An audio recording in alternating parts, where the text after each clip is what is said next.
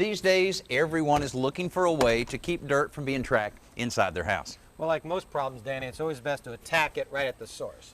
In this case, we're going to try to keep the dirt from getting into the house right outside the back door here with a couple of scrub brushes. These are stiff bristle scrub brushes. You can get any home center for about $2 a piece. And I see you have the plastic type to make them really last. Yeah, because the wooden ones would eventually rot out or warp being screwed down outside. It's probably always going to stay wet. Sure. So the first thing you need to do is remove the handle and then drill two 3/16 inch diameter holes in each end and then attach them. What I'm using is just a 1 5/8 inch long coated decking screw because these won't rust and they're easy to put in. Just line it up, drill it right to the top step. There you go. Add one more. You only need 2 for a brush head this size.